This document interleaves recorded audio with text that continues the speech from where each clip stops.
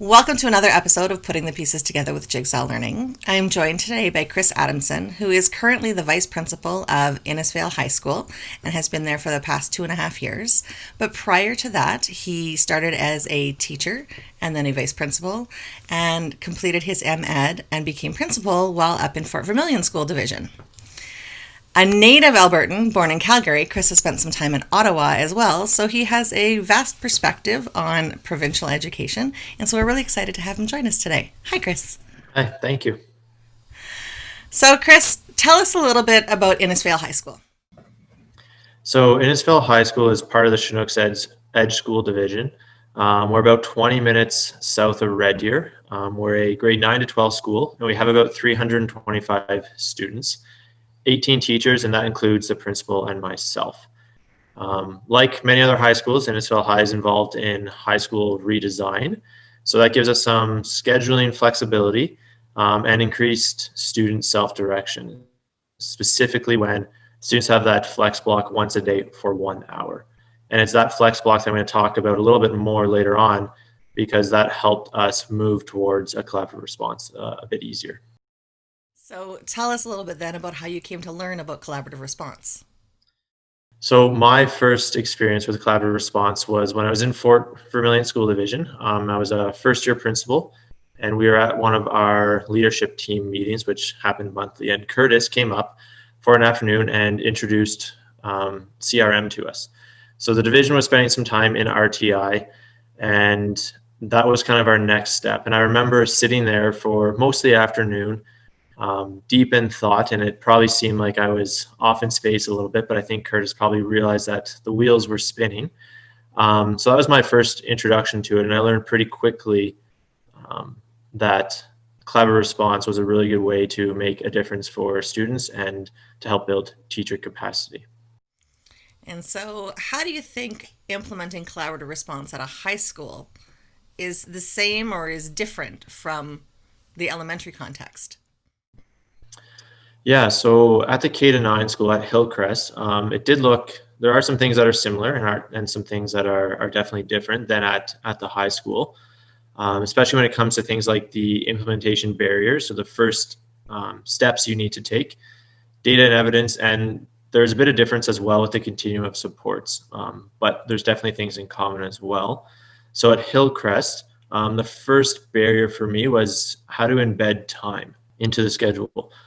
The schedule I inherited didn't have any common planning time built into it. And at first glance, it was pretty overwhelming, and it seemed impossible for me to change the schedule, to embed time, because I always have been, and I'm still very careful about scheduling time in the school day and not making it a lunchtime thing, an after school thing, or before school thing, because I think teachers are busy enough and we don't want it to be one more thing. I think it's our responsibility to carve out that time throughout the day. So once I realized all that, I realized that I had to start from scratch and basically change the whole schedule. And what I did is I made our collaborative team meetings the first thing that I scheduled, and then everything else moved around that. So at the high school, one of the first things we schedule are diploma courses. At my K to 9 school was our collaborative team meetings. And then everything else fell around that. And I ended up with 80 minutes a week of collab time for each team. So that was the first thing. But then at Innisfail High, embedding time wasn't the first challenge because of that flex block. So naturally, that was a really good time for my teachers to meet. It just took some scheduling and some logistics that I needed to figure out. And so that wasn't a big deal. But what was sticking in my mind at the high school was really how to make teams. And I wanted to make sure that the teams were effective. So that was a big thing that I wanted to think about before I implemented it. Because at Hillcrest, the K-9 school, teams were pretty straightforward for me. It was K to 3, 4 to 6, and then 7 to 9. But some things for sure that are in common between both, I guess, would be that the framework is the same, and the whole purpose, the focus on collaborative structures and processes, data and evidence, and the continuum of supports, all that is the same. But the data and the evidence and the continuum of supports looked different in each context. And I think it will vary depending on what the school decides to focus on, which is kind of the beauty of CRM. There's a core structure, but then you can change it to the context. So, can you elaborate a little bit on the differences between the data and evidence that you used at the K to 9 school versus the 9 to 12 school? Yeah, for sure. So at the K to 9 school, one of the things we focused on for data and evidence was Fontes and Pinnell literacy testing. So we used that kind of as our benchmark, and we used guided reading to make sure that students were improving. That was our main data point at Hillcrest was literacy. We also focused on numeracy, but at that time when I was there, we didn't have an assessment really to target that. So we were going based on their classroom achievement, which was still a good tool to use. Now at the high school, what we use, we look at lots of different things, and depending on the conversation, depending on the meeting, we will focus on one or the other. So one of the things we look at is overall success in the class, so like their course grade. We also look at their attendance. We look at their independent reading level. We also, for our grade nines, we have MIPI data, which is a math assessment testing. We use what they basically should have learned in grade 8 to help us make decisions in grade 9.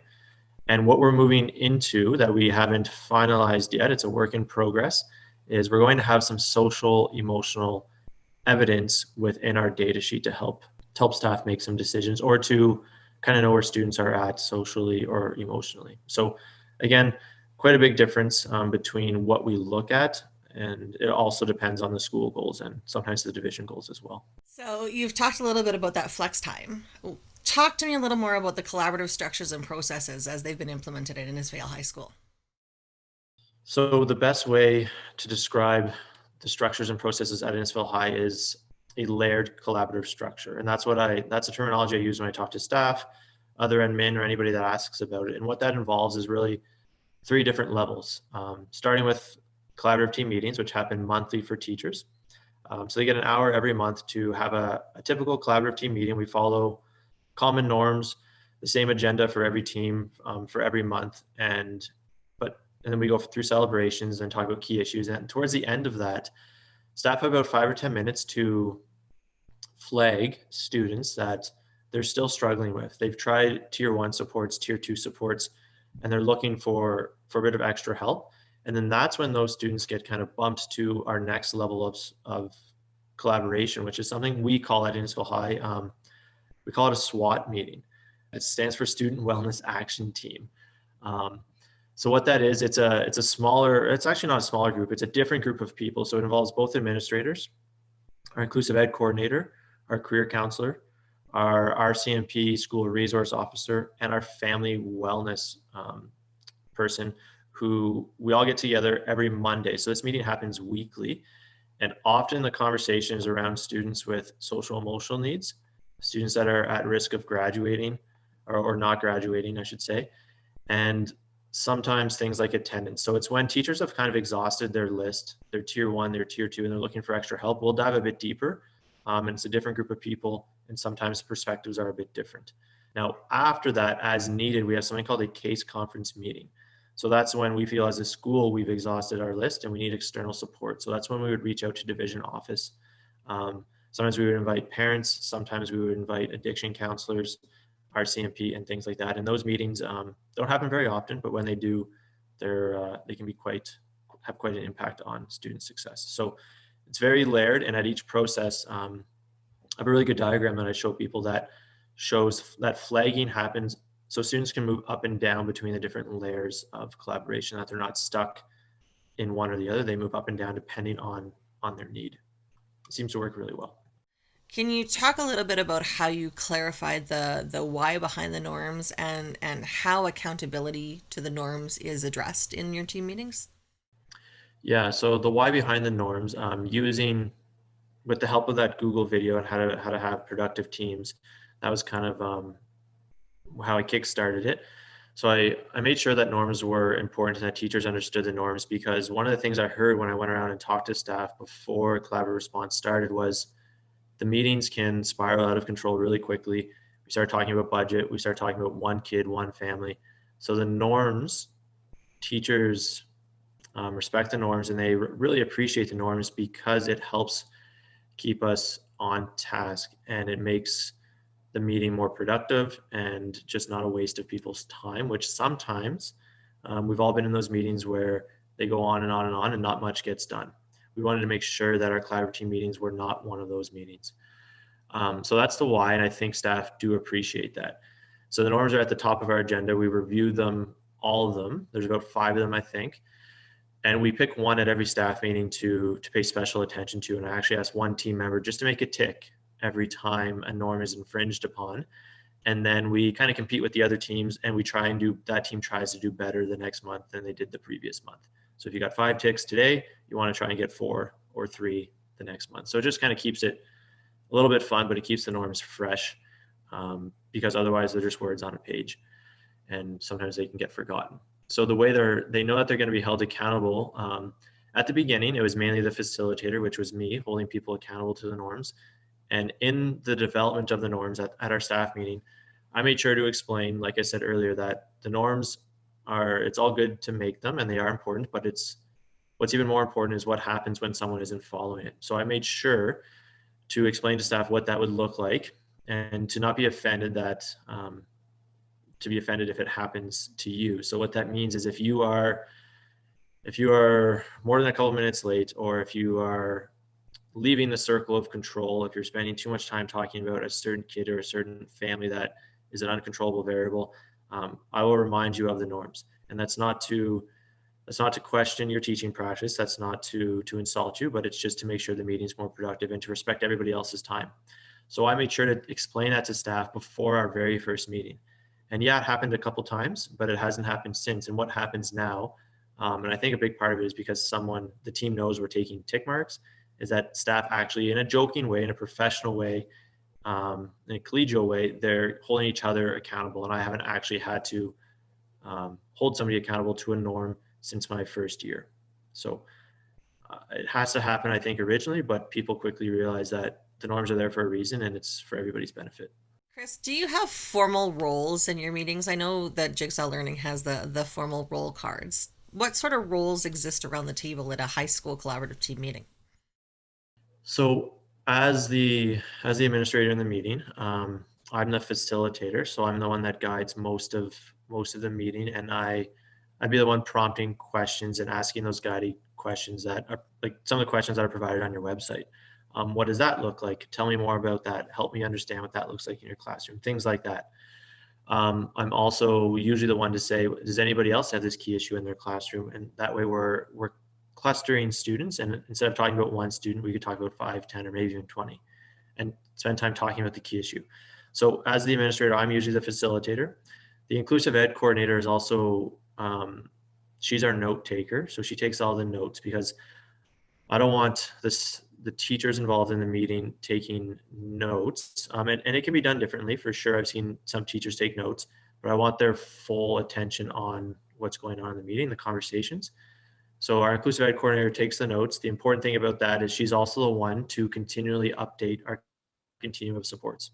So when a teacher shares a new support, a new strategy, a new accommodation, whatever it is, at the end of the meeting, she will add that to our continuum. So it's always being updated. It's a living document, not something that just we print off once and that's it. So it's important for her to do that as well. What she also does is she helps facilitate the meeting as well. So if I'm not on my game 100% that day, she's really good at asking pointed questions as well, to get staff down to the key issue.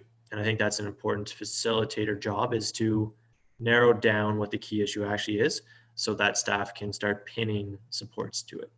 So the teachers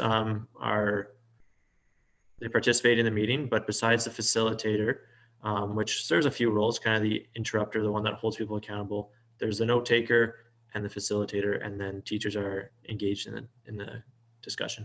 We talked a little bit about the data and evidence that you're using at Innisfail High School, but how do you see that implemented in the context of the high school? Yeah, so at first, it took some time to make an effective and useful data sheet, because I wanted to make sure that I wasn't giving teachers more work to do. I wanted them to be able to come to a collaborative team meeting and have the data ready and usable right away. So what I originally did is I pulled a bunch of information, all those data points from Dossier and from PowerSchool, and made my sheet, and I would update it every night before collaborative team meetings. Now, Since I've been sharing some of this work with other administrators within Chinook's Edge School Division, Division Office Tech Department has actually helped out, and they've basically created a sheet that gets updated every night, and it includes all those data points that I talked about. So things like academics, attendance, independent literacy, the MIPI data, and then soon our social emotional data. So every night it gets refreshed and it's ready for our collaborative team meetings. And it's also really helpful because it's available to teachers all the time. So let's say we have a collaborative team meeting and 2 weeks later they want to check in on how a certain student is doing or a group of students. With any of those different parameters, they can look at that data sheet. And it's really helpful in our collaborative team meetings because I can sort it in a ton of different ways. If I want to see our poorest attenders really quick, I can sort it that way. If I want to see the best attenders, the ones that have the highest reading level or the lowest reading level, I can sort it by course, by grade, by student last name. So it's really helpful in those meetings if we want to cluster students, which we often do, to hopefully give them the supports that they need. That sounds like you have a fantastic tech department to pull together for you. Yeah, it's been really helpful because it is time consuming on my end. So they've reduced the time commitment that I need to take quite a bit. So it's good because for sure. And I would ask the same question if I was a teacher. I would say, why are we doing this? It's already in Power School. So I just make it easy, and therefore it's useful and it gets used quite a bit. That's fantastic. So, talk a little bit now about the continuous supports then at Innisfail High School. Right. So the continuum supports, and one thing I should have mentioned when I first introduced collaborative response to Innisfail High School, we introduced it in pieces. And collaborative team meetings was the first thing that I introduced.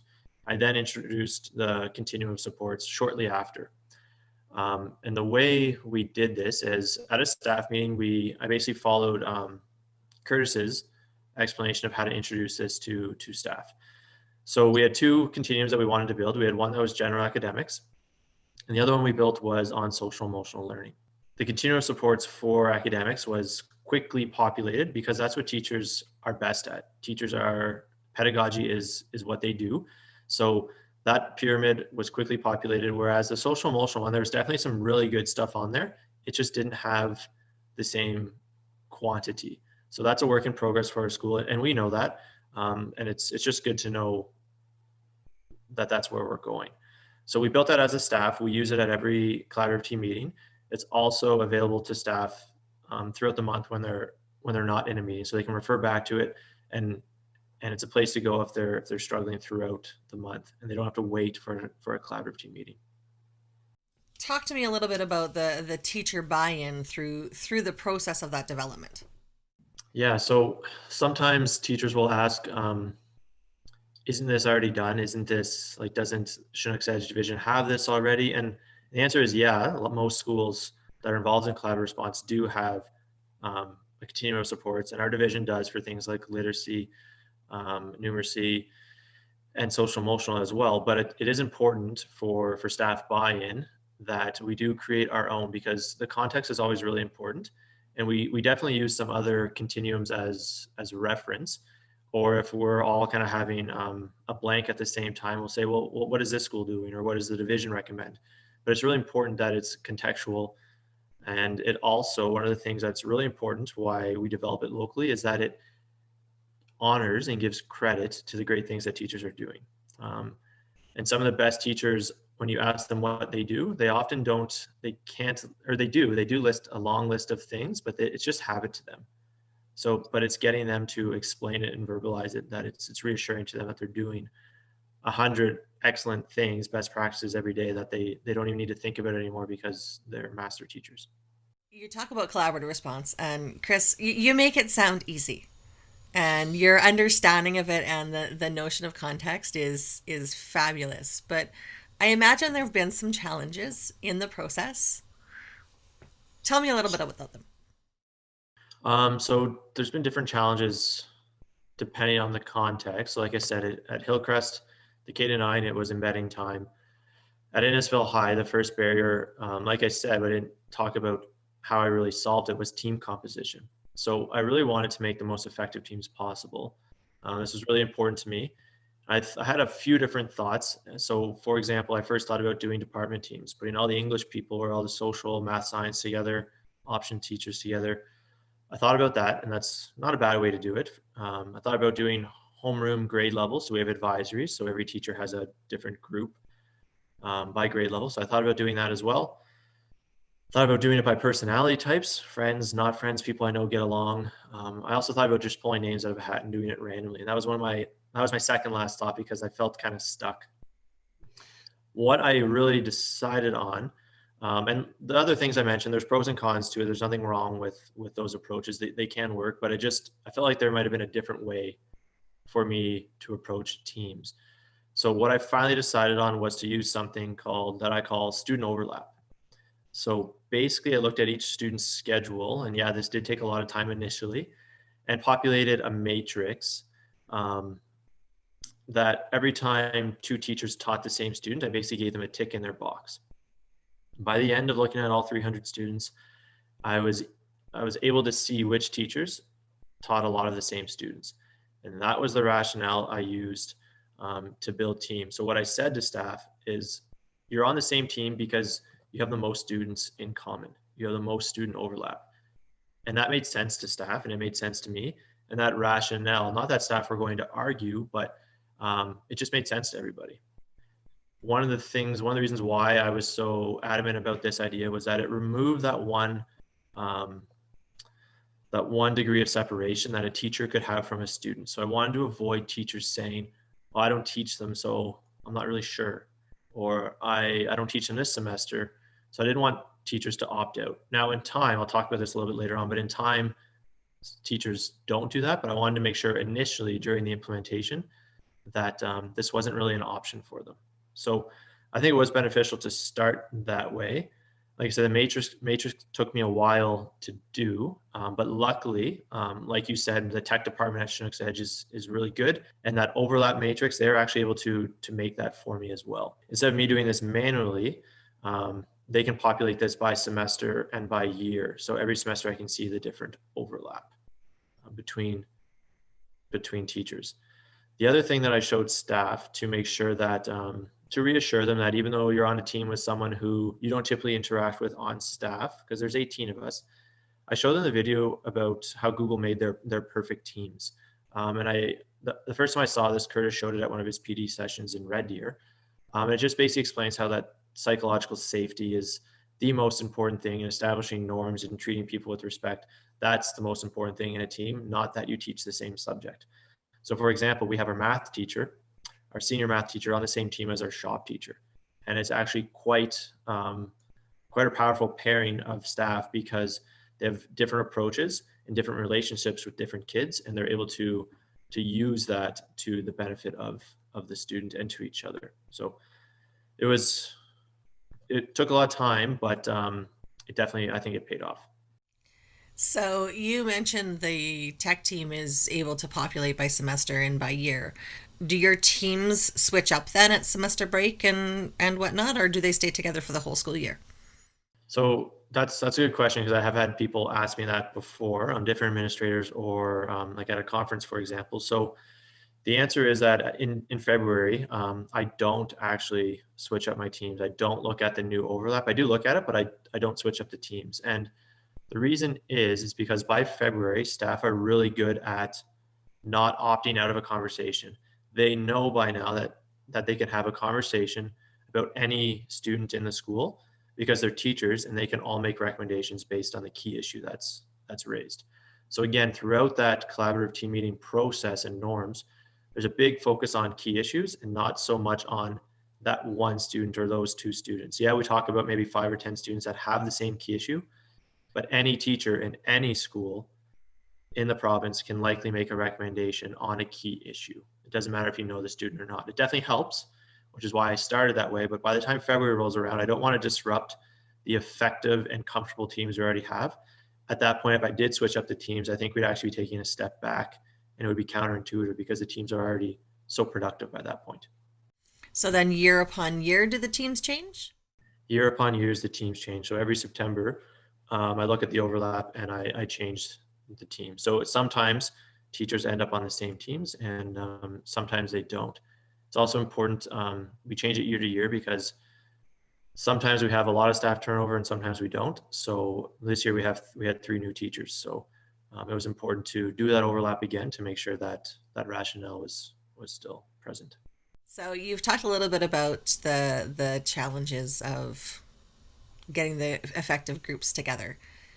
How about the challenge of having effective meetings? Yep. So that was one of, aside from creating teams, one of the initial challenges, like you just said, was to make sure that teachers didn't feel like, oh, great, we have a new vice principal. He's going to ask us to do one more meeting. So before I implemented Sierra Collaborative Response at Innisfail High, I spent a lot of time and I actually talked to every single teacher about what PLCs, so professional learning communities, look like in the past at Innisfail High. Because when I first arrived, they didn't. We had staff meetings, but there wasn't a time or a place for teachers to meet and discuss and collaborate. So I asked about what it looked like in the past, what was good about it, what they didn't like about it, and why did they go away. So listening to staff, I used what they said to me. Like I took their feedback, and basically what they were saying, it was perfect because what CRM is, what collaborative response is, um, was fitting what they were telling me. So I made sure to listen to everything they were saying, and then one of the key things I did is I think I moved pretty slowly. So like I said, I first introduced the meetings, the rationale behind that. We got into the meetings. People started to feel like this isn't just one more meeting. There's norms. There's an agenda. Chris is going to hold us accountable to the agenda. So one thing I like to tell people is that making the norms is important. What's more important than that is what does it look like when a team member doesn't follow the norm? Because that's when it can sometimes get uncomfortable. But if everybody knows what that looks like and what to expect, then it's pretty smooth, and it can be pretty smooth. So I think that's important.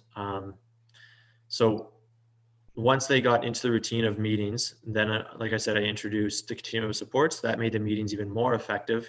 And then once we introduced data and evidence, the 3 of those things working in unison made the meetings even more effective. So I did show them the big picture at the start, but gave them piece by piece so that it wasn't overwhelming. So I think moving slow to go fast was kind of the motto I used when I implemented it. So you've talked a little bit about getting the teachers to not feel like the new vice principal was coming in and making changes. What about the rest of the community? Yeah, so that was an important part too. So um, during school council, talking to the parents on school council, and the trustee would be involved in that meeting as well, explaining what collaborative response is to them and the rationale behind it. And so one of the reasons why I wanted to make sure that the community knew about it is that during our flex time, once a month, certain teachers weren't available. So every week there wasn't a teacher available to students. And I wanted to make sure that the community understood the why and that they weren't just getting an extra prep, and that the work we were doing was to benefit the students and to meet the needs of the diverse needs of the community. So I first started talking to them about it, I think, when I started, and now the parents are using some of the language that the staff use, some of the collaborative response language, and the trustee is fully behind it. And I think they have an understanding of the importance of giving teachers time to have these important conversations. As a teacher, I could feel the rewards of having embedded collaborative time. I didn't have to find it on my own. The community is starting to see the rewards. How about the school now? What have been some of the rewards of implementing collaborative response?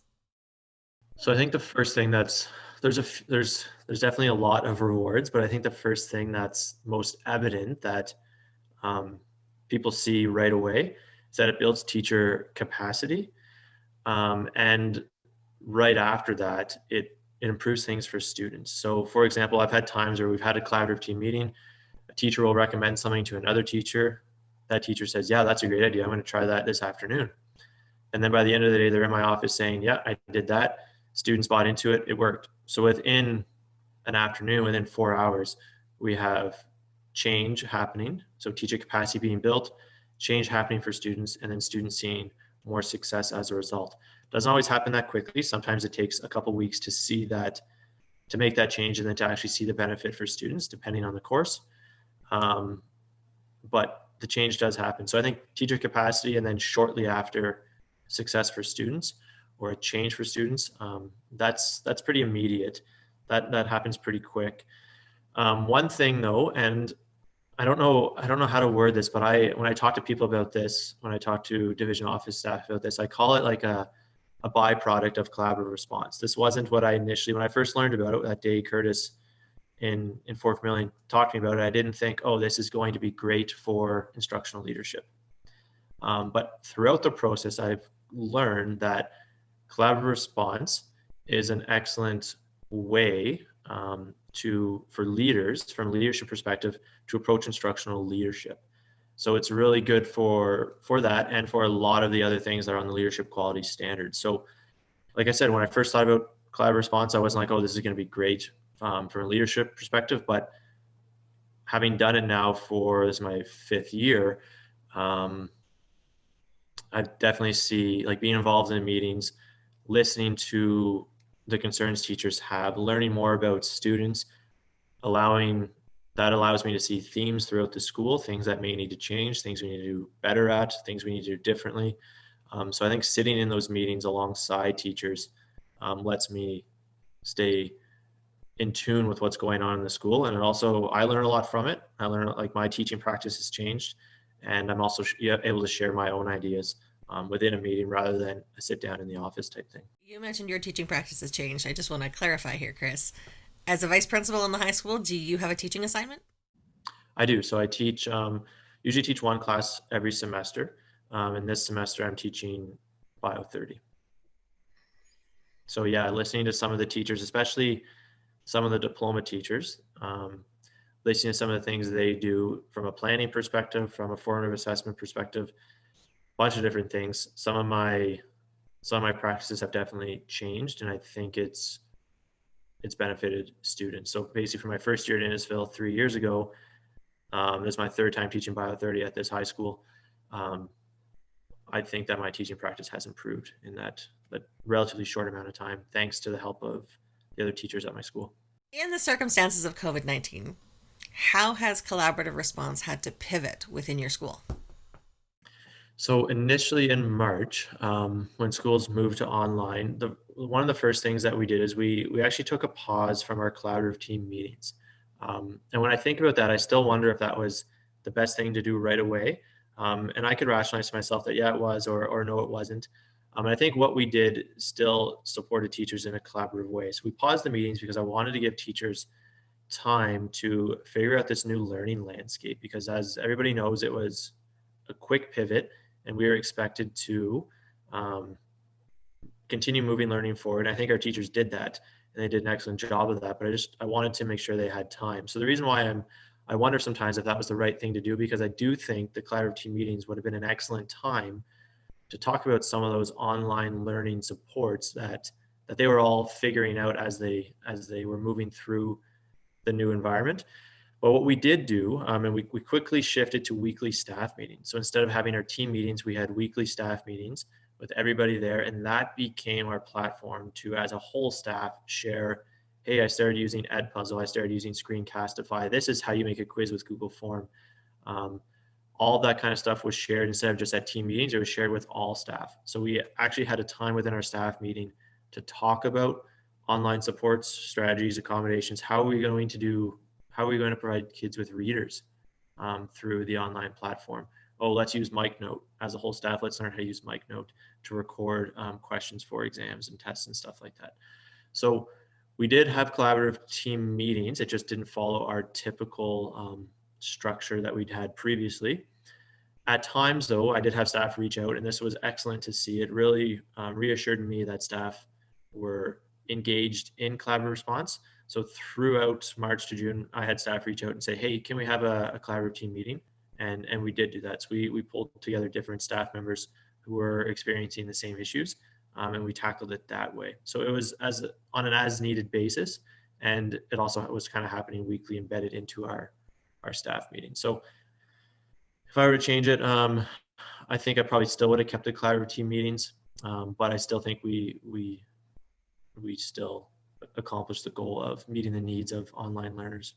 And one of the things I try and do, and it goes back to what I was saying about embedding time in the schedule, is that the gift of time is probably one of the best things I have found that I can give to teachers. So that's what I was trying to do during March to June. So because they were busier than ever, and they still are now that the high school is back online. So Talk a little bit now. So you went through March to June. What has September to December looked like with the various announcements, and how have you responded? so the way we've responded to from September with like the changing announcements throughout this semester is specifically with collaborative response. We've been trying to operate business as usual. So although everything is kind of changing around us, we don't know what tomorrow is going to bring. We might be online tomorrow. Half of us might be online tomorrow. We are having our collaborative team meetings, and we were doing them sometimes through Google Meet, sometimes spread out in the staff room, so we could all look at the same data sheet. So we were doing it as business as usual. What we did for this week right now, or the week since we've been online, is we have again just put a quick halt to some of our team meetings as teachers are figuring out again how to accommodate students online. But when we start up again in the new year, teachers are anticipating that we are going to continue our collaborative team meetings. So we have them once a month. So we've only really missed, we're only probably going to miss two, and we've already rescheduled them to happen at a later date. So again, trying to give them the gift of time. And the messaging from me is that collaborative response is important. It's one of the most important things we do at the school. But the COVID-19 response right now is also important, and it's more urgent. Both are important, but one is more urgent than the other. So I wanted to give teachers time to maneuver through that and make sure that students, because it looks quite different than it did in March, students are expected to be online. They're being held way more accountable. So again, giving teachers a bit more time to maneuver the landscape. Assuming that, things come back to some place of normalcy, whatever that new normal might look like. What advice might you provide to school leaders in the high school context that are thinking collaborative response is the direction we want to go? We need to implement that in our school. I think just sticking on with the COVID-19 online learning piece, I think I am, and I think some of my staff are too, looking forward to having those team meetings. So I'm always, like I said a couple times already, I'm always on the fence. Like, do we keep them? Do we not? So again, in January, I would recommend that we do keep them, because it is a good time to talk about the new strategies and the new supports that are needed. And just keep in touch with your staff. If they feel like it's too much, then maybe you don't have one that month because something more urgent, like moving to online learning, has happened. But given no matter like what the landscape looks like, I think keeping in touch with your staff, talking to your staff, and if you're going to implement collaborative response for the first time, gauge their interest and gauge how or what PLCs or any type of meeting look like in the past. I think what I did worked out well with seeing what the pros and cons were, what people liked and didn't like, what worked and didn't work, and then using that information and adapting collaborative response to the feedback from your staff, I think was very beneficial. The other thing I would recommend, I got a lot of help from reaching out to the collaborative response community, I'll call it. So other schools, other administrators, the Jigsaw Learning team, people that have done it before, because like I said before, every context is different, but the implementation of collaborative response from my two experiences seems to follow a somewhat predictable pattern, and it's helpful to know what to expect.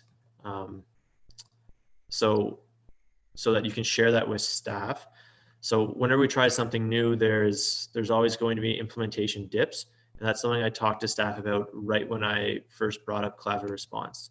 I made sure that they knew that the road wasn't always going to be smooth. There was going to be bumps and dips along the way, and to anticipate that, and that when those do happen, communication is super important, and we need to talk about it because we'll figure it out and we'll make it work.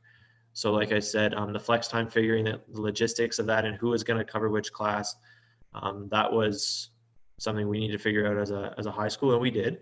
And now we plan ahead and everybody knows where they're going on a collaborative team meeting day, so that all the students are supervised.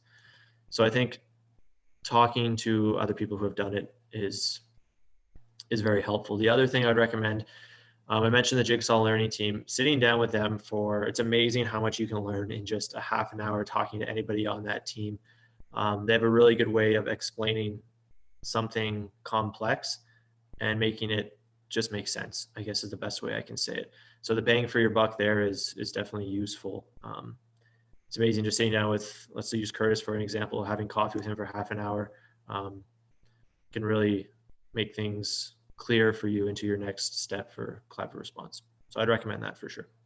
I'm sure that in the questions that have been asked that there are details that I haven't been able to prod at. So Chris, open mic time. Is there any other thoughts you have around collaborative response that you'd like to share? Like, I do get this question quite a bit. It's about the student overlap thing, and I did mention it earlier.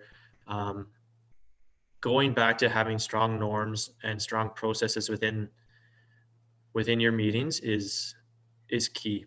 Um, Even if you can't do student overlap or don't want to do student overlap, and you have department teams or any other team, grade level teams, if you make sure that staff understand and that staff understand that they can provide feedback and advice and recommendations on any students anywhere. We're all educators, so we can all share our recommendations in a professional way.